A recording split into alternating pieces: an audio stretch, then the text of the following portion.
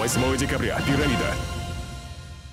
Чтоб жизнь была красок ярких полна, и тот, кто не видит, испил жизнь до дна.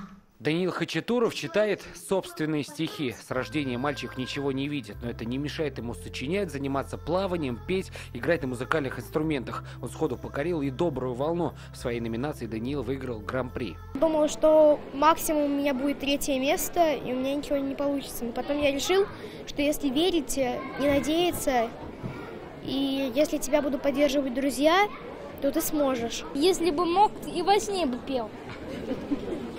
Это Тимур Фазлиев передает нам слова своей мамы. Поэт он всегда и везде. Выиграть гран-при на «Доброй волне» не получилось, зато фестиваль исполнил другую мечту семьи Фазлиевых. Нас принимает Мюнхен на коррекцию, исправление ошибок.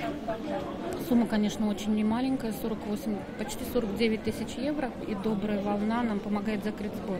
«Доброй волне» больше года, и она помогает детям по всей стране. На кастинге конкурса пришли тысячи ребят в 10 городах России. Надеюсь, на следующий год этих городов будет больше, потому что, к сожалению, беды хватает в каждом городе, и чем больше городов мы охватим, тем будет теплее и лучше нашим детям. Сегодняшний гала-концерт – это лишь финальная часть большого отбора проекта «Добрая волна», который растянулся на 5 дней. В течение этого участников ждали еще и мастер-классы. Ну а сегодня на сцене оказываются только лучшие из лучших обладателей гран-при и могут выступать с настоящими звездами эстрады. Прямо сейчас на сцене блистает Филипп Киркоров. Тимур Родригес, Киркоров, Валерия, Лазарев. Этот звездопад «Доброй волны» для Казани становится уже традиционным. И, как дал понять президент, фестиваль может рассчитывать на Казань и в будущем. Республика Татарстан всегда открытая. И, конечно же, хотим пожелать, чтобы этот конкурс прошел на самом высоком уровне.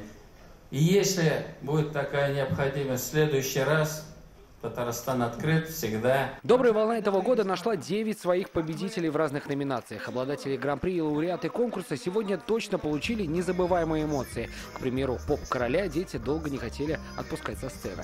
Сергей Хайдаров, Ренат Сафин, ТНВ, Казань.